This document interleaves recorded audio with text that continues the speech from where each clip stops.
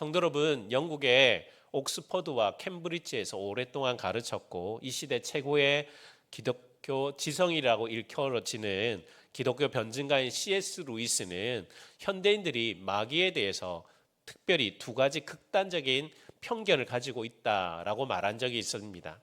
첫째는 마귀를 지나치게 믿는 것입니다. 그러니까 지나치게 마귀를 두려워하는 것이지요. 그리고 둘째는 아예 안 믿는 것입니다. 마귀가 어딨어? 귀신이 어딨어? 라고 생각하는 것이죠. 그런데 여러분, 마귀를 지나치게 믿어서 그걸 너무 두려워하는 것도 문제지만요, 마귀가 어딨냐고 아예 믿지 않을 때는 마귀가 너무너무 활동하기가 좋은 것이죠. 경계를 전혀 하지 않으니까 마귀가 마음껏 그 사람들 마음에 또한 역사하는 것이지요. 성도 여러분, 마귀는 지금도 통치자들과 권세들과 어둠의 세상 주관자들과 하늘에 있는 악한 영들을 통해서 믿는 성도들을 대적합니다. 그러기에 우리는 지금도 영적 전쟁 중에 있습니다. 그러기에 영적 전쟁에 승리하기 위해서 우리는 영적으로 무장해야 되는 것입니다. 하나님의 전신갑주로 무장해야 하는 것이지요. 진리로 허리띠를 띠고 의의 호신경을 붙이며 평안의 복음이 준비한 신을 신어야 하는 것입니다. 오늘은 지난 주일에 이어서 하나님의 전신갑주 6가지 중에 나머지 3가지에 대해서 함께 살펴보려고 합니다. 영적 전쟁에서 승리하기 위해서 입어야 될 하나님의 전신갑주는 4번째로 믿음의 방패입니다. 여러분, 로마 군에 있어서 가장 중요한 방어 무기가 바로 방패입니다. 로마군이 사용하는 방패는 크게 2가지 종류가 있습니다. 손방패와 긴 방패가 그것입니다. 손방패는 사진에서 보시는 것처럼 근거리에서 전투를 할 때 사용하는 방패입니다. 그런데 오늘 본문에서 말하는 방패는 손방패가 아니라 긴 방패입니다. 사진을 보시면 로마군의 긴 방패는 몸 전체를 보호하는 수단입니다. 여러분, 로마군의 방패는 재질이 나무입니다. 그런데 나무 방패인데 그 표면에다가 소가죽을 밀착시켜서 더 단단하게 만드는 것입니다. 당시 전쟁에서는 일반 화살을 사용할 뿐만 아니라 불화살도 사용하였습니다. 불화살은 일반 나무 방패를 무력화시킵니다. 화살 끝에 붙여있던 불이 방패를 다 태우기 때문에 그렇습니다. 그런데 방패 표면에 가죽을 입힌 로마군의 이 방패는 단단해서 화살이 날아와도 가죽 때문에 방패에 꽂히지 않는 것입니다. 화살이 방패에 꽂히지 않으니까 로마군의 방패는 불화살에도 염려가 없는 것이지요. 그런데 성도 여러분, 로마군이 사용하는 이 방패는 혼자 들고 있을 뿐만 아니라 그때보다 함께 있을 때 더 위력적입니다. 성도 여러분, 한번 생각해 보십시오. 적의 화살이 사실 어디에서 날아올지 모릅니다. 아무리 긴 방패라고 해도 사방팔방에서 날아드는 적의 이 화살을 혼자서 다 막기라는 것은 역부족인 것이지요. 그림을 하나 보시죠. 그림에서 보시는 것처럼 로마군은 밀집 대형으로 서서 방패로 앞쪽뿐만 아니라 위쪽까지 방어를 하는 것입니다. 이렇게 서로 모여서 서로의 방패를 붙일 때에 군인들은 방패 안으로 몸을 숨길 수가 있는 것이지요. 혹 사방팔방에서 날아오는 화살이 있다 할지라도 이 방패 안에 들어가면 군인들은 안전하게 되는 것입니다. 성도 여러분, 사도 바울은 우리가 마귀와의 영적 전쟁에서 이 마귀의 관계를 이겨내기 위해서 방패가 필요하다라고 말씀하고 있습니다. 에베소 6장 16절 말씀을 우리 함께 읽어보겠습니다. 모든 것 위에 믿음의 방패를 가지고 이로써 능히 악한 자의 모든 불화살을 소멸하고. 아멘. 영적 전쟁에서 필요한 방패가 있는데 그것은 바로 믿음의 방패입니다. 사도 바울은 믿음의 방패가 악한 자의 모든 불화살을 소멸한다라고 말씀하고 있습니다. 근데 성도 여러분, 믿음의 방패라고 하는 것이라고 말씀하는 것은 성경에 딱 에베소서밖에 없습니다. 다른 모든 성경에서는 방패를 하나님 자신으로 묘사하고 있습니다. 하나님께서는 자신이 우리의 방패라고 말씀하시는 것이죠. 특별히 시편 91편에서는 사냥꾼의 올무에서와 심한 전염병 속에서 하나님께서 우리의 방패와 손방패가 되신다라고 말씀하고 있습니다. 시편 91편 3절과 4절 말씀을 우리 함께 읽어보도록 하겠습니다. 이는 그가 너를 새 사냥꾼의 올무에서와 심한 전염병에서 건지실 것이미로다. 그가 너를 그의 기치로 덮으시리니 내가 그의 날개 아래에 피하리로다. 그의 진실함은 방패와 손방패가 되시나니. 아멘. 시편 기자는 하나님께서 방패와 손방패가 되셔서 사냥꾼의 올무와 심한 전염병에서 자신을 건지실 것이다 라고 확신하고 있습니다. 성도 여러분, 이렇듯 성경에서는 하나님 자신이 우리의 방패가 되신다고 하시는데, 그렇다면 왜 에베소서에서는 믿음이 방패라고 말씀하고 있는 것일까요? 성도 여러분, 믿음은 방패이신 하나님께 달아나는 것입니다. 믿음은 방패이신 하나님께 우리가 피하는 것이지요. 시편 91편 4절의 이 고백처럼 방패이신 그 하나님의 날개 아래로 피하는 행위가 바로 믿음이라는 것입니다. 믿음은 우리 삶에 어려움을 닥쳤을 때 우리가 하나님께 매달리고 하나님 안에서 위로와 보호를 찾는 것입니다. 성도 여러분, 마귀는 통치자들과 권세들과 어둠의 또한 세상 주관자들과 악한 영들로 우리를 위협하고 우리를 두렵게 합니다. 마치 불화살을 사방팔방에서 쏘듯이 우리를 향해 공격하게 되는 것이죠.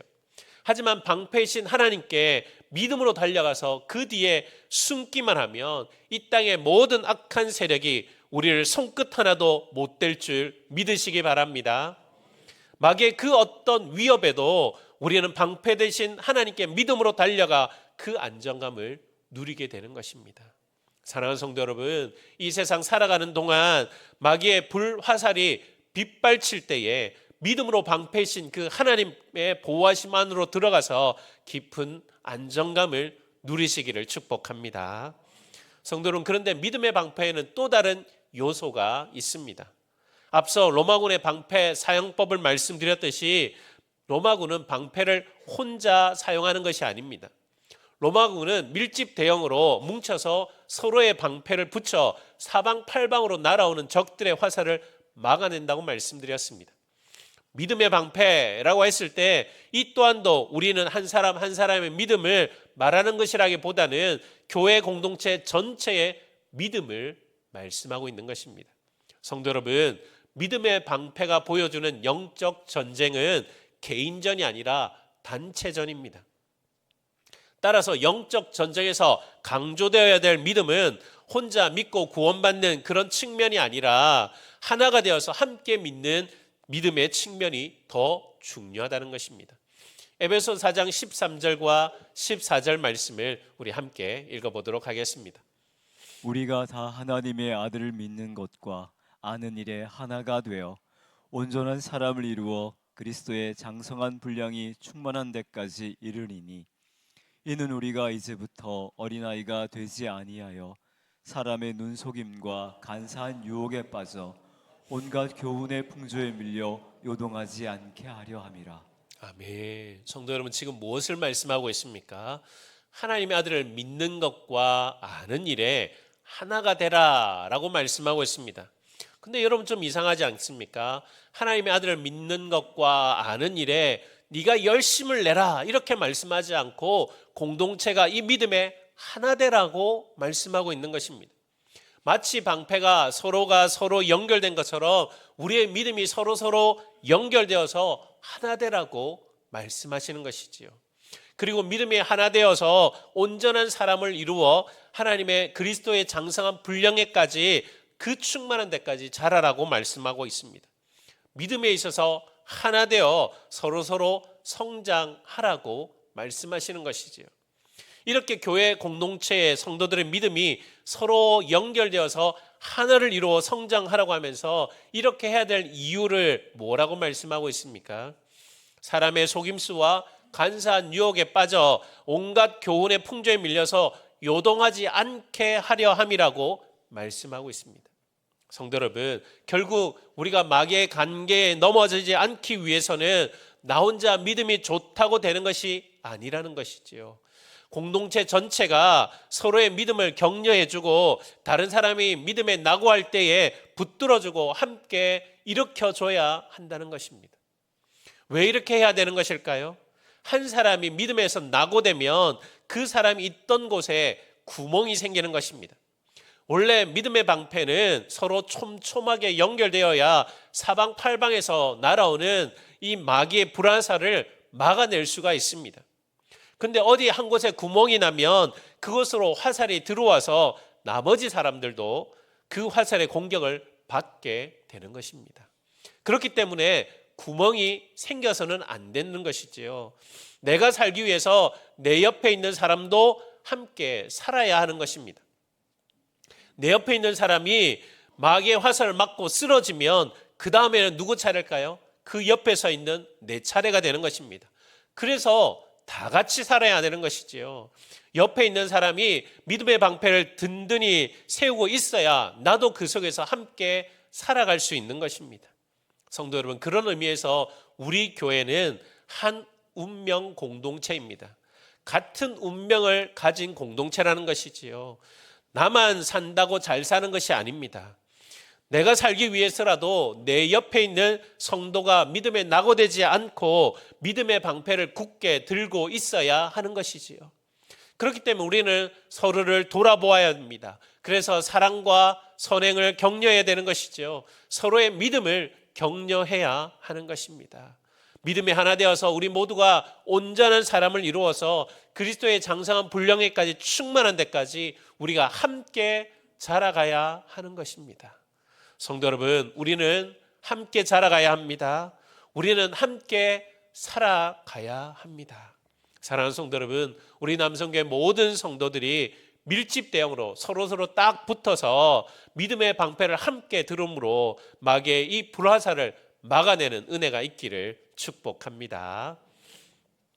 영적 전쟁에서 승리를 위해 입어야 할 하나님의 전신갑주 다섯 번째는 구원의 투구입니다. 성도 여러분, 우리의 인체 중에 가장 중요한 부분이 있다면 그것은 어디일까요? 손이나 발은 사실 사고가 나서 절단을 해도 살 수 있지만 사고로 인해서 치명타를 입으면 생명까지 위협받는 그런 신체 부위도 있습니다.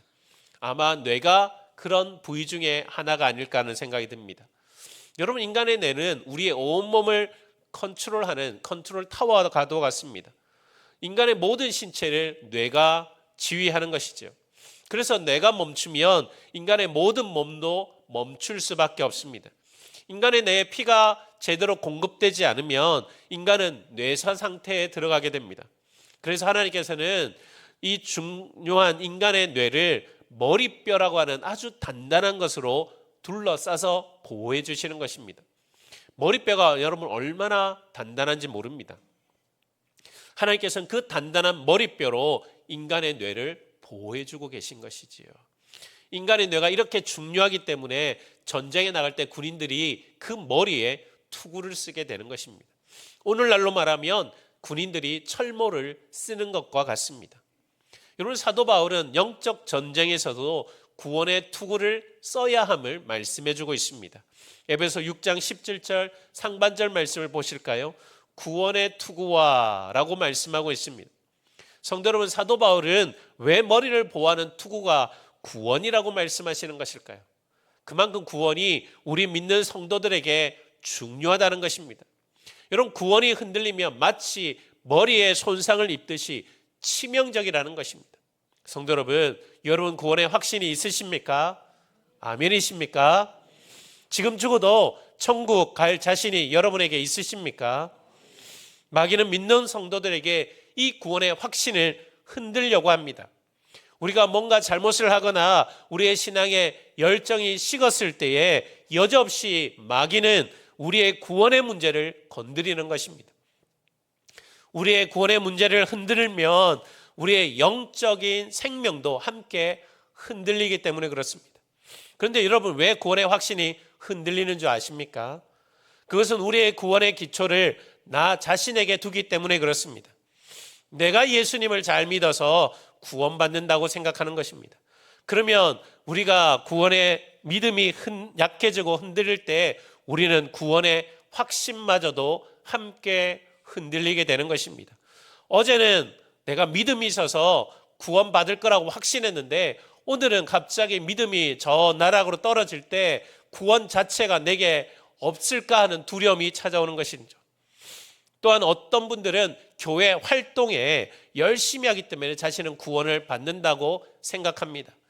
예배 열심히 나오고 헌금 생활 열심히 하며 교회에서 봉사도 열심히 하니 당연히 구원을 받을 거라고 생각합니다.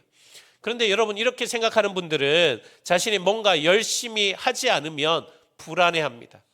내가 교회에서 뭔가를 열심히 할 때는 구원에 대한 확신을 가지고 있는데요, 내가 사정이 생기고 낙심이 되어서 어떨 때 열심히 교회에서 봉사하지 못하고 있을 때는, 또 헌금 생활을 예전만큼 하지 못할 때면 내가 구원받을 수 있나라는 의심을 한다는 것이죠. 또한 가끔씩은 자기가 착한 일을 해서 선행을 해서 구원받는다고 생각하는 분들도 있습니다. 이런 분들은 지금 죽어서 천국 갈 자신이 있습니까? 라고 물어보면 착하게 살았으니까 천국 가지 않겠습니까? 라고 대답하기도 합니다. 그런데 여러분, 이런 분들은 자신의 선행이 하나님 앞에서 얼마나 미천한 것인지 미처 알지 못하는 것입니다. 이런 분들이 자신 안에 있는 악한 생각과 은밀한 죄악들을 깨닫는 날 구원의 확신이 와르르 무너지게 되는 것이죠. 그렇다면 성도 여러분, 우리의 구원의 시작은 어디로부터 시작되는 것일까요? 우리 구원의 시작은 나로부터 시작되는 것이 아니라 하나님으로부터 시작됨을 믿으시기 바랍니다. 하나님께서 우리를 택하시는 것으로부터 우리의 구원이 시작되는 것입니다. 여러분, 하나님께서 우리를 언제 택하셨습니까? 하나님께서는 우리를 창세 전에 택하셨습니다. 에베소서 1장 4절과 5절 말씀을 우리 함께 읽어보도록 하겠습니다. 곧 창세전에 그리스도 안에서 우리를 택하사 우리로 사랑 안에서 그 앞에 거룩하고 흠이 없게 하시려고 그 기쁘신 뜻대로 우리를 예정하사 예수 그리스도로 말미암아 자기의 아들들이 되게 하셨으니.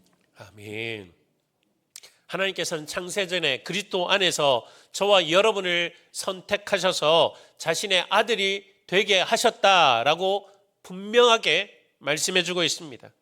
여러분, 아무것도 창조되기 이전에 그때의 여러분을 구원하기로 작정하시고 선택하셨다면 거기에 구원받을 이유가 저와 여러분에게 무엇이 있겠습니까? 우리가 태어나기도 전에, 아니 창조되기 전에 하나님께서 우리를 구원하자로 선택하셨다면 우리가 그 구원을 받는데 우리가 한 것이 아무것도 없는 것입니다. 하나님께서 일방적으로 저와 여러분을 선택하시고 하나님께서 일방적으로 저와 여러분을 구원하신 것입니다. 그렇기 때문에 우리의 그 어떤 것이, 우리의 불성실함이, 우리의 그런 연약해서 죄에 쓰러짐이 그 무엇이라도 우리를 향한 그 하나님의 구원을 취소시킬 수 없다는 것입니다. 요한복음 10장 28절과 29절 말씀을 우리 함께 읽어보도록 하겠습니다. 내가 그들에게 영생을 주노니 영원히 멸망하지 아니할 것이요 또 그들을 내 손에서 빼앗을 자가 없느니라. 그들을 주신 내 아버지는 만물보다 크심에 아무도 아버지 손에서 빼앗을 수 없느니라. 아멘. 예수님께서 이렇게 말씀하신 것은 하나님 아버지께서 예수님께 주신 이 구원받은 성도를 그 구원을 이루어가는 과정 가운데서 그 무엇도 절대 예수님 손에서 빼앗을 수 없다는 것입니다.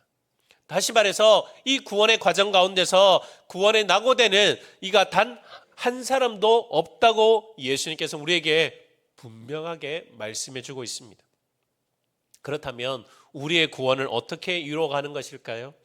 하나님께서 직접 우리 안에서 이 구원을 이루어 가시는 줄 믿으시기 바랍니다. 빌립보서 1장 6절 말씀 우리 함께 읽어보겠습니다.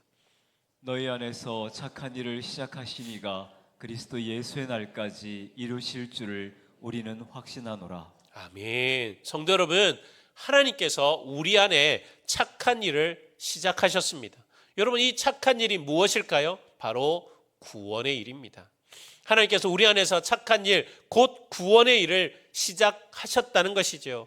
그리고 하나님께서 우리 안에 시작하셨던 이 구원은 그리스도 예수의 날까지 하나님께서 친히 이루신다라고 말씀하고 계시는 것입니다. 성도 여러분, 우리의 구원을 누가 이루어 가신다고요? 하나님께서 이루어 가시는 줄 믿으시기 바랍니다. 그러기에 하나님께서 우리의 구원을 책임져 주시는 것입니다. 여러분, 이 사실을 저와 여러분의 마음에 꽉 믿으실 수 있기를 축복합니다.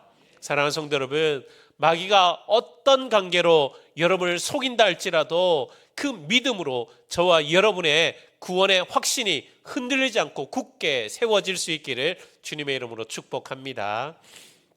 영적 전쟁에서 승리하기 위해 입어야 될 하나님의 전신갑주, 마지막 6번째는 성령의 검, 하나님의 말씀입니다. 여러분, 로마군에 있어서 공격용 무기는 3가지가 있는데요, 활과 창과 검이 그것입니다. 근데 그 중에서도 검은 아주 중요한 무기입니다. 사진에서 보시는 것처럼 로마군이 사용하는 검은 그렇게 길지 않습니다. 다른 민족들은 긴 검을 사용했는데요, 로마군은 60cm 정도의 길지 않은 검을 사용했다는 것입니다. 로마군이 사용했던 짧은 검은 근거리 싸움에서 유리했습니다.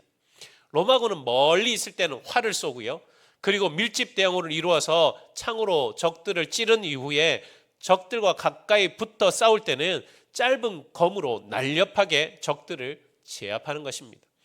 성도 여러분, 사도 바울은 영적 전쟁에 있어서도 검이 필요하다라고 말씀하고 있습니다. 에베소 6장 17절 하반절 말씀 우리 함께 읽어보겠습니다. 성령의 검 곧 하나님의 말씀을 가지라. 아멘. 사도 바울이 성령의 검이라고 표현할 때 이 검은 로마군이 썼던 짧은 검을 말하는 것입니다. 이것은 우리의 영적 전쟁이 멀리 있는 마귀와 싸우는 것이 아니라 아주 우리 곁에 가까이 있어서 마치 씨름을 하듯이 몸과 몸을 부딪히는 그 전쟁을 하는 것을 의미하는 것이지요. 그래서 우리 곁에 가까이 와 있는 이 마귀와의 전쟁에서 활이나 창이 아닌 검, 그것도 짧은 검을 사용한다고 말씀하고 있는 것입니다. 성도 여러분, 6번째 하나님의 전신갑주는 다른 5개의 하나님의 전신갑주와는 좀 다릅니다. 진리의 허리띠, 의의 호심경, 평안의 복음으로 준비한 신, 믿음의 방패, 그리고 구원의 투구, 이 모든 것들은 방어용입니다. 그런데 하나님의 전신갑주 6번째 성령의 검은 방어용이 아니라 공격형이라는 것입니다. 그동안 마귀의 관계에 대해서 어떻게 방어할 것인가가 초점에 맞춰져 있었습니다. 최선의 방어는 공격이라고 했던가요? 마귀의 관계의 방어도 중요하지만 최종적으로는 공격형 무기인 검을 통해서 이 마귀를 무찔러야 한다는 것입니다. 그런데 성도 여러분, 성령에서 성령의 검이 무엇이라고 말씀하고 있습니까? 성령의 검은 다른 것이 아니라 바로 하나님의 말씀입니다. 하나님의 말씀이 성령의 검이라는 것이지요. 그렇다면 하나님의 말씀으로 마귀를 어떻게 대적할 수 있을까요? 그 모범을 잘 보여주신 분이 바로 우리 예수님이십니다. 예수님께서는 광야에서 40일을 계시면서 마귀로부터 시험을 받으셨습니다. 성도 여러분, 예수님께서 마귀의 이 3번의 시험 모두를 무엇으로 이겨내셨습니까? 바로 하나님의 말씀입니다. 예수님께서는 마귀의 시험을 이겨낸 장면에서 꼭 나오는 단어가 있는데요, 그 단어는 바로 기록되었으되라고 하는 단어입니다. 그러니까 예수님께서는 기록된 말씀, 즉 하나님의 말씀으로 마귀의 시험을 모두 이겨내셨던 것이죠. 여러분, 야고보서에서는 마귀를 대적하라고 말씀하고 있습니다. 마귀를 대적하라, 그리하면 너희를 피하리라. 성도 여러분, 마귀는 무엇으로 대적해야 합니까? 하나님의 정확한 말씀으로 대적하는 것입니다. 성도 여러분, 하나님의 정확한 말씀으로 대적하면 마귀는 우리를 피해 도망갈 줄 믿습니다. 성도 여러분, 우리는 하나님의 말씀으로 마귀를 대적하는 좋은 예를 예수님을 통해서 살펴보았습니다. 그런데 성경에 보면 좋지 않은 예, 잘못된 예도 있습니다. 그것은 바로 하와가 마귀를 대적할 때의 모습입니다. 창세기 3장 2절과 3절 말씀을 우리 함께 읽겠습니다. 여자가 뱀에게 말하되 동산나무의 열매를 우리가 먹을 수 있으나 동산 중앙에 있는 나무의 열매는 하나님의 말씀에 너희는 먹지도 말고 만지지도 말라 너희가 죽을까 하노라 하셨느니라. 아멘. 하와는 뱀에게 이렇게 말하는 것입니다. 동상 중앙에 있는 나무의 열매는 하나님 말씀에 너희는 먹지도 말고 만질지도 말라 너희가 죽을까 하노라. 하와는 분명 지금 뱀에게 하나님 하셨던 그 말씀을 이야기하고 있습니다. 그런데 무엇이 문제입니까? 바로 하나님의 말씀을 왜곡하는 것입니다. 하와는 하나님께서 동산 중앙에 있는 나무 열매를 먹지도 만지지도 말라라고 하셨다고 말했지만 사실 하나님께서는 먹지 말라고 하셨지 만지지도 말라는 말씀은 하지 않으셨습니다. 또한 하와는 하나님께서 너희가 죽을까 하노라고 말씀하셨다고 하였지만 사실 하나님께서는 반드시 죽으리라고 말씀하셨습니다. 하와는 하나님의 말씀을 가지고 마귀를 대적하는 것 같았는데 왜곡된 하나님의 말씀을 가지고 대적한 것입니다. 하와는 하나님의 말씀을 온전히 신뢰하지 못하고 자신의 생각을 가지고 해석하고 왜곡했던 것이죠. 정확한 하나님의 말씀이 아니라 자신이 이해한 말씀, 자신의 입장으로 해석한 말씀으로 마귀를 대적한 것입니다. 하나님 말씀을 온전히 신뢰하지 못하고 자신의 입장에서 이해하고 왜곡할 때 마귀는 그 틈을 바로 치고 들어오는 것입니다. 하와의 하나님 말씀에 대한 불신앙과 왜곡이 마귀로부터 공격할 허점을 내어주어서 결국 하와는 마귀의 관계에 넘어지고 말았던 것입니다. 하와는 성령의 검인 하나님의 이 말씀을 제대로 사용하지 못했던 것이지요. 성도 여러분, 성령의 검인 이 하나님 말씀을 사용하실 때 하나님 말씀을 신뢰하지 않고 내 마음대로 왜곡하고 내 형편에 맞게 수정하며 내 입장에 맞게 고치지 마시기 바랍니다. 이렇게 신뢰하지 않고 왜곡하고 수정하고 고친 하나님의 말씀은 그 어떤 능력도 우리의 삶에 발휘할 수가 없습니다. 하나님의 말씀을 신뢰하지 않고 왜곡해서는 하나님의 말씀으로 마귀를 대적할 수가 없는 것입니다. 믿음도 없이 내 마음대로 뒤틀어 놓은 그 하나님의 말씀은 마귀가 듣고 도망가는 것이 아니라 콧방귀를 끼며 비웃는다는 것이지요. 왜 우리가 우리의 삶에서 하나님 말씀의 능력을 경험하지 못하는 것일까요? 하나님의 말씀이 능력이 없어서 그런 것입니까? 예전에는 하나님의 말씀에 능력이 있었는데 지금은 그 능력이 사라졌기 때문에 그렇습니까? 그렇지 않습니다. 하나님의 말씀은 지금도 여전히 능력이 있는 줄 믿습니다.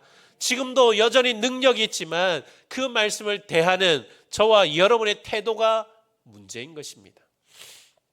하나님의 말씀을 하나님의 말씀으로 온전히 믿지 않고 내 맘대로 왜곡하고 내 형편에 맞게 수정하며 내 입장에 맞게 고치니 우리의 삶에 하나님의 말씀의 능력을 경험하지 못하는 것입니다. 성도 여러분, 하나님의 말씀을 기록된 하나님의 말씀으로 온전히 믿으실 수 있기를 소망합니다. 하나님 말씀이 그렇다 하시면 우리가 그 말씀 앞에서 아멘 하실 수 있기를 바라는 것입니다. 지금은 시대가 달라졌어. 하나님 말씀은 교회 안에서나 통하지 살벌한 세상에서는 말씀대로 살면 안 되는 거야. 여러분, 이렇게 생각해서는 말씀의 능력을 경험할 수 없는 것입니다. 사랑하는 성도 여러분, 내 마음대로 왜곡하고 내 형편에 맞게 수정하며 내 입장에 맞게 고치는 것이 아니라 하나님 말씀을 온전히 믿고 그 말씀에 순종함으로 이 마귀의 관계를 무찌르는 승리의 역사가 저와 여러분의 삶 가운데 풍성하기를 주님의 이름으로 축복합니다. 이제 말씀을 맺겠습니다. 평화를 원하거든 전쟁을 준비하라는 말이 있습니다. 조선시대 이율곡은 선조 임금에게 10만 대군을 양성해야 한다고 제안을 했다고 합니다. 10만 대군을 미리 양성해서 왜구의 그 침입을 대비해야 된다고 선조 임금에게 아뢰었던 것이죠. 하지만 이는 받아들여지지 않았고 전쟁을 준비하지 않았던 조선은 이후에 임진왜란을 통해서 자칫 나라를 잃어버릴 수도 있었던 상황에 처하게 되었습니다. 성도 여러분, 군인은 전투가 한참일 때 전쟁 준비를 하는 것이 아닙니다. 평화로운 때에 전쟁을 대비해서 무기를 점검하고 준비해 놓아야 되며 전투 훈련도 그때 해야 놓아야 되는 것이지요. 평소에 무기를 점검하지 않고 전투 훈련을 하지 않으면 전쟁에 나가서 적과의 싸움에서 제대로 싸워보지도 못하고 패하게 되는 것입니다. 사랑하는 성도 여러분, 우리는 평소에 영적 전쟁을 준비해야 합니다. 진리로 허리띠를 띠고 또한 의의 호신경을 붙이며 평안의 복음이 준비한 신을 신어야 하는 것이죠.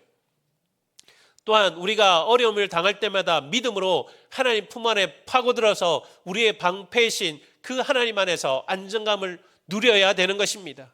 또한 우리 교회가 공동체가 전체적으로 함께 믿음의 방패를 들어서 마귀의 불화살을 막아내므로 주님 안에서 우리가 함께 세워져 가야 되는 것입니다.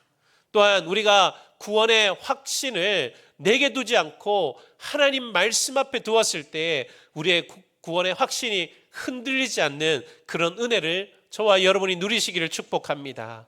무엇보다도 이 하나님의 말씀을 내 마음대로 왜곡하거나 내 형편에 맞게 수정하거나 내 입장에 맞게 고치는 것이 아니라 이 말씀을 온전히 믿고 순종함을 통해서 마귀의 관계를 무찌르는 그런 승리의 역사가 저와 여러분의 삶에 일평생 누리시길 수 있기를 주님의 이름으로 축복합니다.